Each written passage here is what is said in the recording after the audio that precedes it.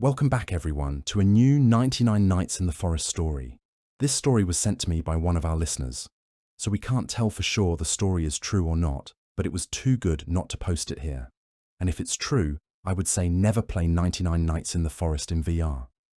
So Noah sent me this story 2 days ago. He found the new game, 99 Nights in the Forest. He played for a couple of times on his computer, and he found the game so cool, he wanted to try it out in VR. Big mistake. He claimed that once he entered the game with his VR, he wasn't able to leave anymore. You know the game board or movie Jumanji. He claims it was the same. He was locked in the game. And you know how 99 Nights in the Forest works. You can really die in the game. Anyway, lucky for him, it wasn't the first time he played the game, so he kind of knew the basics to survive. But he never managed to survive 99 days yet. After reaching day 15 and seeing one of his teammates die from a wolf, he sees the guy typing in the chat, "I'm really dying."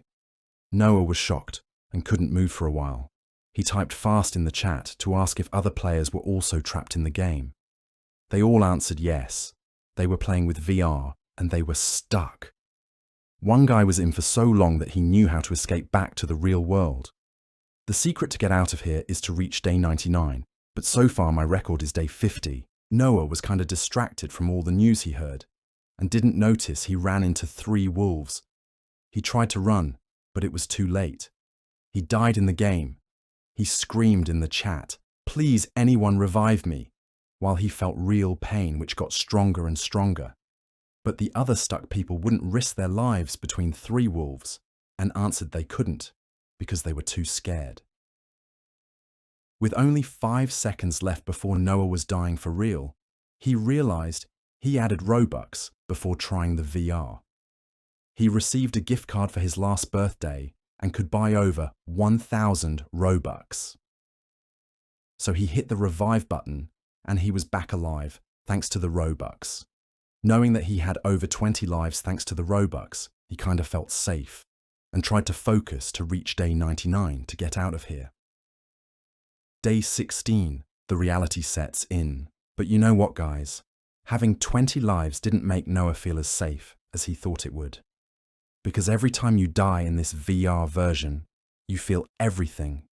The wolf claws tearing through your chest, the blood draining from your body, the cold creeping in as your vision goes dark. And Noah realized something terrifying. Each death hurt more than the last one. The other trapped players started explaining this to him through chat. There was this girl called Maya, who'd been stuck for 8 days already. She typed, "The pain gets worse each time you die. It's like the game is punishing you for using the revive system." Then there was this guy Tom, who'd been there the longest, 23 real days, which meant he'd been trying to reach day 99 over and over again.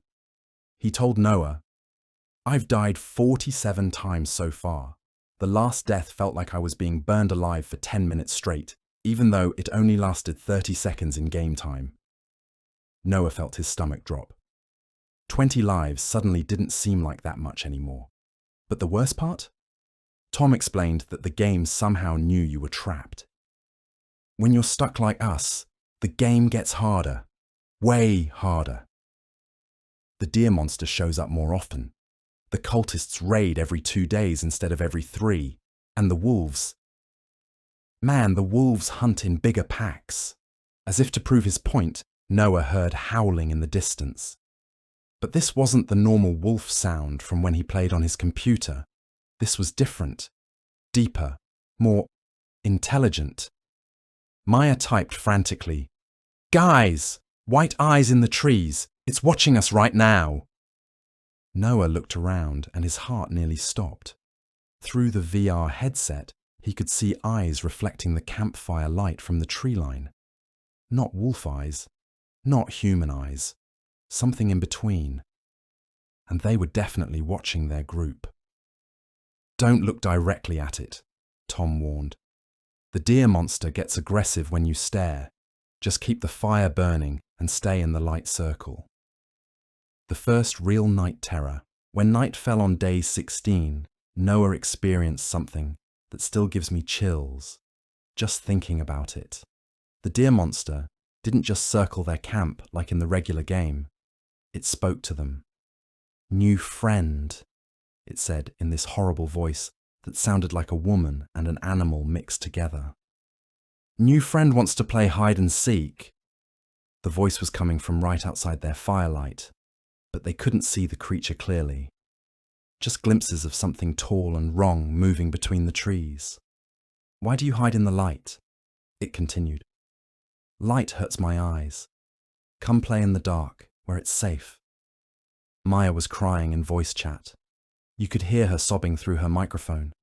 It's been doing this every night for a week. It knows we're trapped. It's playing with us. Tom tried to keep everyone calm. Just ignore it. Don't respond. Don't look at it. Keep the fire going until dawn. Aiba. But Noah couldn't help himself. The VR made everything so real, so immediate. When the creature spoke again, asking, why won't new friend come play? Noah turned to look. And guys, what he saw still haunts him. The deer monster was standing just at the edge of the firelight, and it was huge, like 8 feet tall, with arms that hung down to its knees. But the worst part was its face. It had the skull of a deer, but behind the empty eye sockets, Noah could see human eyes. Sad, desperate human eyes. I see you looking, it whispered. And suddenly it was right next to Noah, its massive hand reaching toward him. Noah jumped back and tripped over a log, his heart hammering so hard he thought it might explode. The creature laughed, this horrible sound like glass breaking, and disappeared back into the darkness. Dude, what did I tell you about looking at it? Tom was angry now. When you look at it, it gets stronger. It remembers you. Day 18. The cultist raids in the trapped version were absolutely insane. Instead of the 5 to 6 cultists Noah remembered from playing on his computer, they faced 20 of them. And these cultists were smart. They coordinated attacks, used strategy, and worst of all, they could talk. Join us, the black-robe cultists chanted as they surrounded the camp. Join the eternal hunt. No more pain, no more fear, only service. The red robe. Cultists with their crossbows had perfect aim in the VR version. Noah watched in horror as one of them shot Maya right through the shoulder. She screamed, a real scream of pain, and her health dropped by 40%. I can feel it, she cried in voice chat. The arrow is still in there. I can feel the wood and metal. But the worst were the bomber cultists. When their explosives went off near you, the VR made you feel the heat, the pressure wave, the ringing in your ears. Noah got caught by one explosion and was blown backward into a tree. For a moment, he couldn't see or hear anything, just pain and confusion.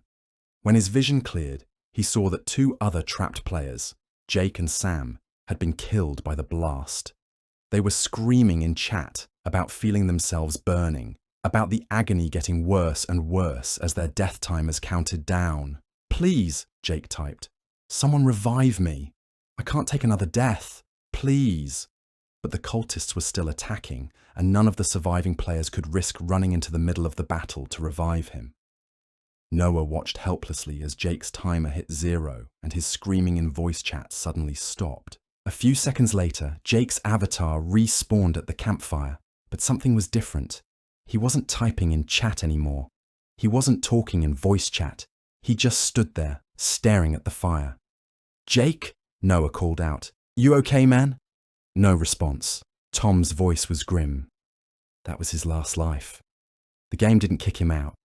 It just broke him. He's still here, but he's not really here anymore. On day 22, the group decided they had to rescue the missing children to get the day bonuses. In the regular game, each rescued child gave you +2 days toward your goal, which meant they'd only need to survive about 75 actual days instead of 99. But when they reached the red cave, where Dino Kid was supposed to be, everything was wrong. The cave entrance was covered in symbols carved into the rock, deer skulls, human figures, and something that looked like scientific equipment. The symbols were fresh, like someone had just carved them. This wasn't here when I played on my computer, Noah said. Maya checked her map. According to the game, this is definitely the right cave. But look at those symbols. They're not in any of the wikis or guides. When they entered the cave, instead of finding 5 wolves guarding Dino Kid, they found something much worse. The wolves were there, but they were different. They stood on their hind legs like humans, and when they spoke, their voices sounded like children. "Help us," one of the wolf things pleaded. "We used to be like you. We used to be players." Another wolf creature stepped forward. "The forest doesn't let anyone leave. When your lives run out, it changes you, makes you part of the game forever." Noah felt sick. "How long have you been here?" "Time doesn't work right in the deep caves," the first creature replied. "Could be months, could be years. We were trying to rescue Dino Kid too." And that's when they heard it. A child's voice from deeper in the cave. But it wasn't Dino Kid's normal voice lines from the game. This was different. Desperate. "Please don't leave me here," the voice called. "I've been waiting so long. The nice deer lady visits sometimes, but she scares me. Please help me go home." Tom was shaking his head. "This isn't right. This isn't how the game works. Dino Kid is supposed to be an NPC, not whatever this is." But Maya was already walking deeper into the cave. "If there's really a kid trapped in here, we have to help him." What they found in the depths of that cave still gives Noah nightmares. It wasn't Dino Kid, the cheerful NPC from the regular game. It was the digital consciousness of a real child, somehow trapped in the game world. A boy who looked about 8 years old, wearing a red dinosaur hat, but his eyes were filled with years of terror and confusion. "Are you real people?" the boy asked. "Or are you more of the game tricks?" Noah knelt down next to him. "We're real. We're players, just like you were." "How long have you been here?" "I don't know," the boy whispered. "I was playing the game with my VR headset, and then I couldn't take it off. The deer lady said I had to wait here for other children to play with, but the other children never came. Just more trapped people who turned into wolves." The implications hit Noah like a truck. This wasn't just a game glitch. This was some kind of digital prison, collecting the consciousness of VR players and trapping them in an endless loop of horror. As they led Dino Kid, whose real name was Marcus, out of the cave, Noah started putting the pieces together. The deer monster wasn't just a game boss, it was something else entirely. "The deer lady," Marcus explained as they walked. "She used to be nice. She said she was protecting us from the bad things in the forest. But then she started changing, getting bigger, getting scarier, and she started bringing more people to the caves." Tom was listening intently. "Marcus, when did you first get trapped here?" "My mom said it was last summer, but it feels like forever." Last summer. That was almost a year ago. Noah felt his blood run cold. If Marcus had been trapped for nearly a year, how many other players were stuck in this digital hell? That night, as they made camp with Marcus safely in their group, the deer monster's behavior was completely different. Instead of circling and taunting them, it stood perfectly still at the edge of the firelight. And for the first time, Noah could see its full form clearly. It was wearing clothes, tattered remains of what looked like a lab coat, and around its neck was an ID badge, too faded to read, but clearly from some kind of research facility. "I know you can understand me," Noah called out to the creature. "What are you? What do you want?" The deer monster tilted its massive head, and when it spoke, its voice was different. Less animalistic, more human. "I was like you once," it said sadly. "Trapped in the digital space. But I've been here so long I've become part of the system, part of the forest itself." "How long?" Maya asked. "Time moves differently here. But in the real world, I think it's been about 10 years. Zara, 10 years. Noah felt sick imagining it. 10 years of being trapped in this nightmare, slowly losing your humanity until you became the monster that trapped others. There's a way out, the creature continued, but it requires sacrifice. Someone has to stay behind to maintain the system while the others escape. Someone has to become the new guardian. Tom was shaking his head. No way. There has to be another option. The children, the deer monster said, looking directly at Marcus. They're the key. Each child that escapes weakens the system's hold. But each escape also makes it harder for the remaining prisoners. What do you mean? Noah asked. The forest feeds on trapped consciousness. When someone escapes, it needs more energy to maintain itself. It becomes more aggressive, more desperate. The trials become harder. And as if to prove the point, howling erupted from all around them. Not just wolves this time, but something else, something bigger. What happened next was the most terrifying chase sequence Noah had ever experienced. The forest erupted with the sounds of a massive pack. Not just wolves, but bears, and something else that sounded like it had too many legs and moved wrong. Alpha wolves! Tom shouted. And they brought friends. In the regular game, alpha wolves were just stronger versions of normal wolves. But these alpha wolves were the size of horses, with glowing red eyes and human-like intelligence. And they were hunting in coordination with a pack of bears that moved like they were following military tactics. The group ran through the forest, Marcus, the real Dino kid, crying as they carried him. The VR made everything terrifyingly real.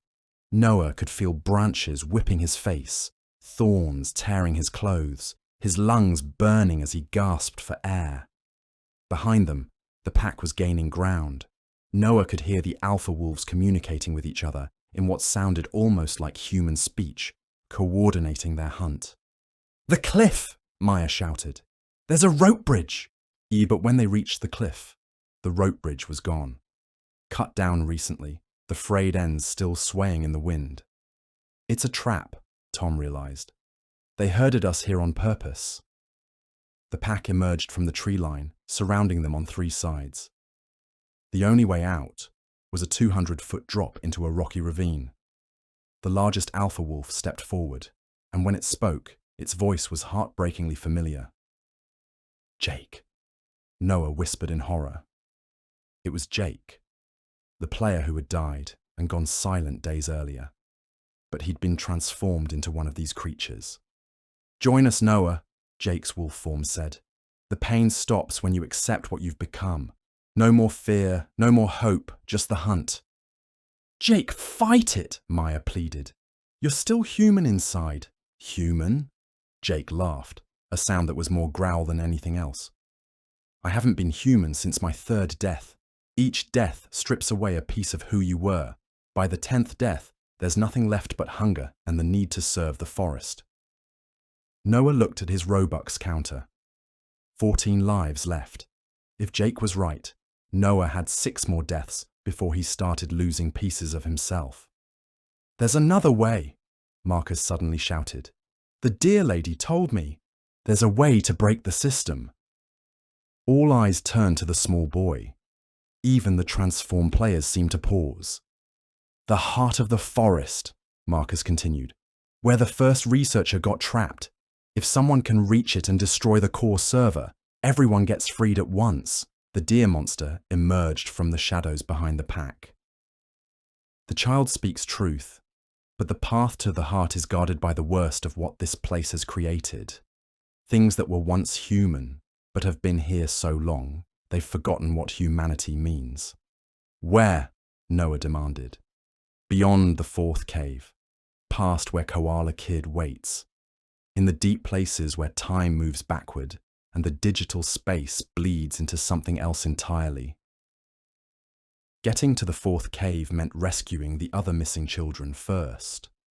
But each rescue was harder than the last, and each successful extraction made the forest more desperate and dangerous. Kraken Kid turned out to be a girl named Sarah, who'd been trapped for 6 months.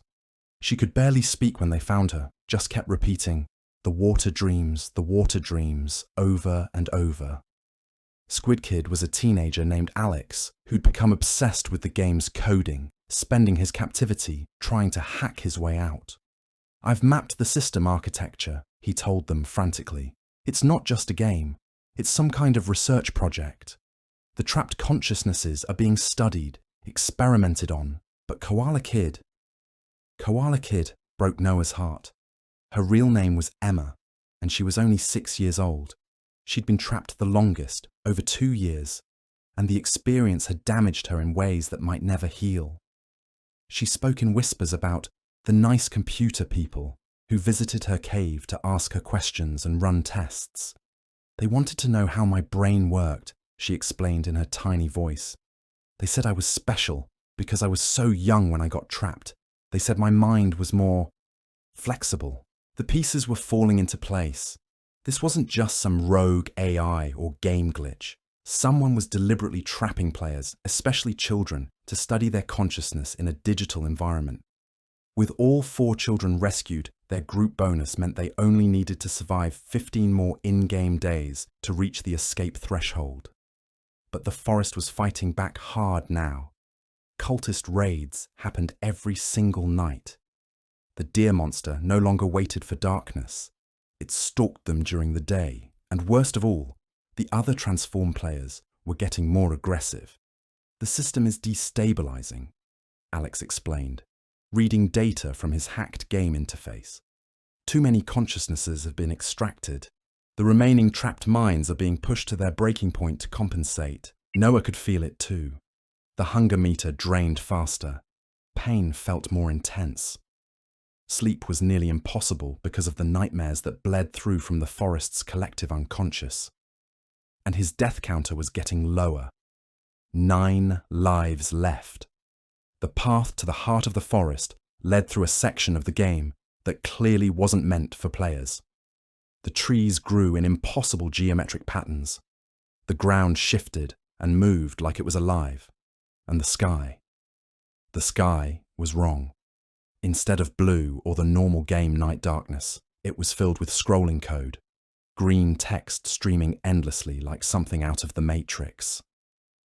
"We're seeing behind the facade," Alex explained. "This is what the game world really looks like when you strip away the graphics engine." The deeper they went, the more unstable reality became. Noah watched Maya walk through a tree that looked solid, but turned out to be a visual glitch. Tom fell through the ground and had to be pulled back up through what appeared to be a hole in the world's geometry. And everywhere they encountered the remnants of other players who had tried to reach the heart and failed.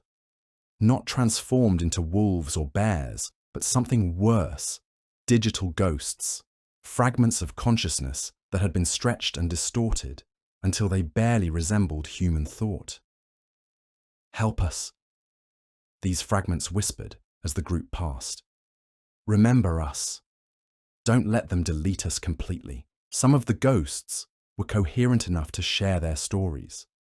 They were researchers, gamers, scientists, and children who had been trapped for years, decades, some claiming to have been there since the early days of VR development. The project started in the 1990s, one ghost that had once been a programmer explained. Military contract. They wanted to study consciousness transfer for wounded soldiers, but the researchers got obsessed, started trapping people to expand their data sets.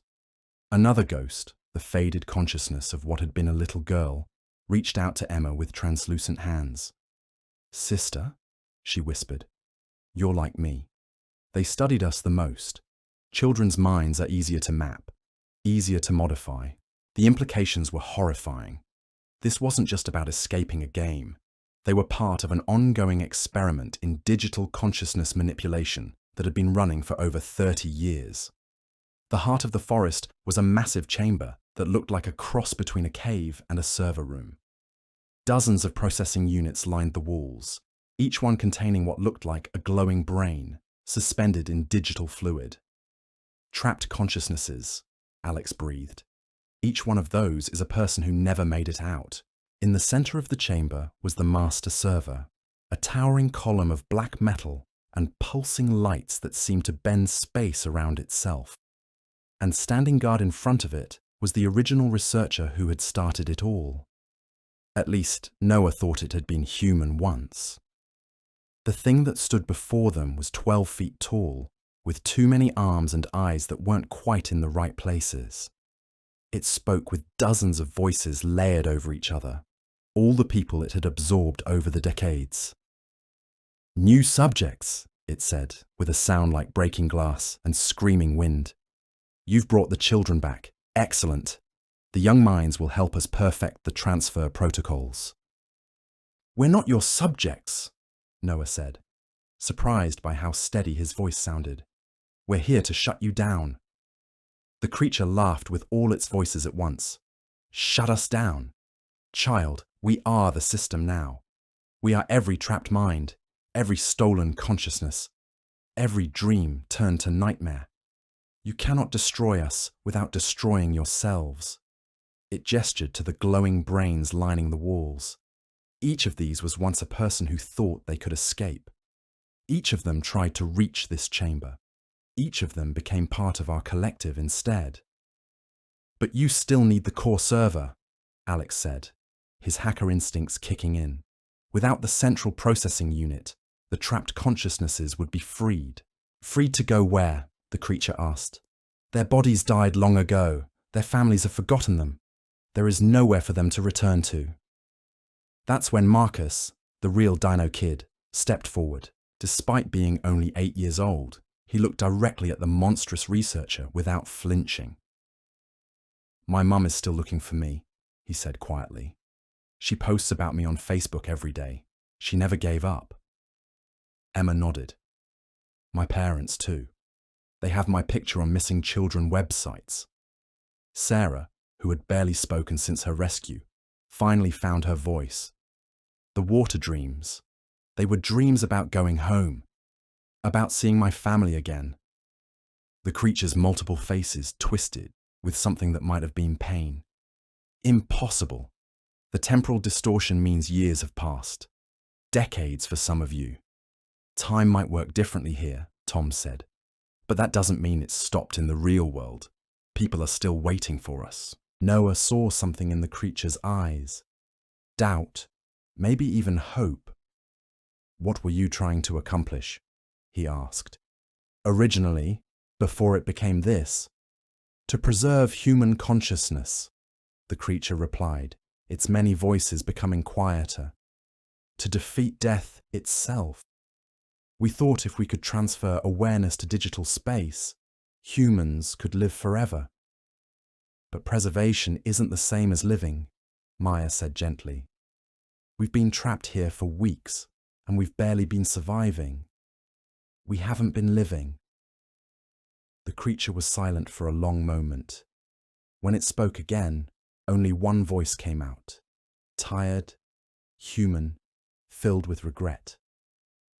"I've been here so long I forgot what living felt like. I only remembered the fear of dying." What happened next was the most surprising part of Noah's entire story.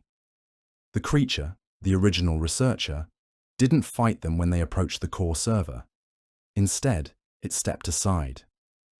"The shutdown sequence requires a human consciousness to initialize," it explained. "Someone has to interface directly with the system, but the process will trap whoever does it permanently. They'll become the new guardian of the digital space." Noah looked at his life counter. 5 lives left. He died protecting the children during their journey here, each death more agonizing than the last. "I'll do it," he said.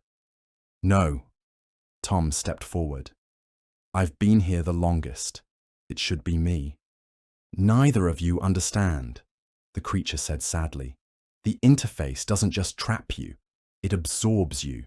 Your consciousness becomes part of the system's core functions. You'll lose everything that makes you, you." That's when the deer monster emerged from the shadows of the chamber. Noah hadn't even realized it had followed them. "There's another way," it said. "Instead of one person sacrificing themselves, all the trapped consciousnesses can work together to overload the system, Force it to release everyone simultaneously. What's the catch? Alex asked suspiciously. No catch, but it requires perfect timing. And if it fails, the backlash will destroy every consciousness in the system permanently. True death, not just digital death. Just. The children looked at each other. Marcus spoke first. I want to go home to my mom. Emma nodded. I want to see my family again. Sarah and Alex agreed. Even the transformed players who had followed them to the chamber, Jake and the others who had become wolf creatures, voted to attempt the mass extraction. Even if we die for real, Jake said in his growling voice, at least we'll be free. The process was terrifying and beautiful at the same time. Every trapped consciousness in the system, thousands of them spanning decades, had to link together and push against the barriers holding them in digital space. Noah felt his awareness expand as he connected with the minds of researchers from the 1990s, gamers from the 2000s, children who had been trapped just weeks ago, all of them united in one desperate desire: to go home. The chamber filled with light as the core server began to overload. Alarms blared from speakers that hadn't made sound in years. The glowing brains lining the walls pulsed brighter and brighter as their trapped consciousnesses prepared for freedom. It's working! Alex shouted over the noise. The barriers are collapsing! But the original researcher creature was screaming now, its multiple voices crying out in fear and pain. If you do this, I'll die. I've been here so long, I don't exist anywhere else. Please. Noah felt a moment of doubt. This thing might have been responsible for trapping thousands of people, but it had once been human too. It deserved a chance at redemption. Come with us, he called out. Let go of the system and come home. I don't remember how to be human, the creature wailed. Then learn again, Marcus shouted. Just like we all will. The light became blinding. Noah felt his consciousness being pulled upward, outward, away from the digital forest that had been his prison. Around him, he could sense the other trapped minds experiencing the same liberation. The incredible relief of returning to their own bodies, their own lives. The last thing he heard before everything went white was the deer monster's voice, no longer distorted by digital corruption, speaking in what sounded like a woman's natural tone. Thank you for reminding me what it means to be human. Noah woke up in his bedroom, VR headset still on his head, but displaying a simple message. Session ended. Thank you for playing. For a moment, he wondered if the entire experience had been an incredibly vivid dream. Then his computer chimed with incoming messages. Tom, did that really happen? Please tell me that was real and we actually got out. Maya, I'm sitting in my kitchen crying. My mum is making pancakes. I can smell them. Real pancakes, Marcus. My mum is here. She's crying and hugging me and I can feel her arms. It's real. Emma, Daddy's reading me a bedtime story. I thought I'd never hear his voice again. Sarah, the water dreams are gone. I can think clearly again. Alex, I've been analysing the experience. Guys, I think we just exposed the biggest illegal consciousness research project in history. The messages kept coming from dozens of freed players, all confirming that they had escaped from what appeared to be a real digital prison disguised as a game. But the most surprising message came from an account Noah didn't recognise. Dr. Sarah Chen. This is Dr. Sarah Chen, one of the original researchers from the 1990s project. I've been trapped for 28 years. I want to help you expose what happened and make sure it never happens again. The research facility still exists. The people responsible need to face justice. And then, a final message that made Noah's heart skip. Forest Guardian. The children are safe. The facility has been shut down. The real-world servers have been destroyed. Thank you for giving me the chance to choose redemption over revenge. Maria. The story doesn't end there, guys. Over the next few weeks, Noah and the other survivors worked with Dr. Chen and someone calling herself Maria to expose the illegal consciousness research project. Turns out the project had been running for over 30 years, funded by shadowy government contracts and private organizations interested in digital immortality research. The FBI raided 3 facilities in different countries. They found servers containing the trapped consciousnesses of over 10,000 people, including missing persons cases going back decades. The technology was real. They had actually been stealing and imprisoning human awareness in digital spaces. The researchers responsible were arrested, though many had died years ago. The surviving victims were offered extensive therapy and compensation, though Noah says no amount of money could make up for the trauma. Marcus reunited with his family after being missing for nearly a year. Emma needed months of therapy, but slowly readjusted to real life. The adult survivors formed a support group to help each other process their experiences. And Noah? He never played VR games again, but he also started a foundation to help other victims of illegal consciousness research and to push for better regulations on VR technology. The game 99 Nights in the Forest was quietly removed from all platforms.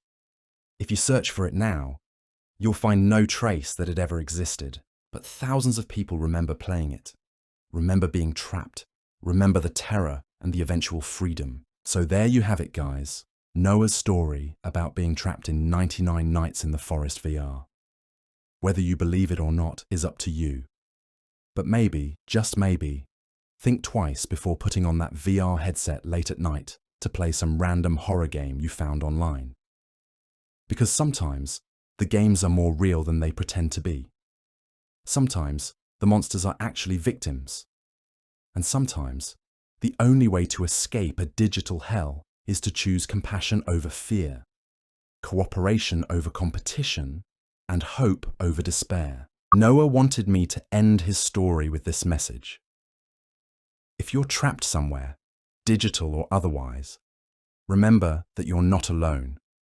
There are always people looking for you, people who care about you, people who will never give up hope of bringing you home. And sometimes, the scariest monsters are just people who forgot how to be human.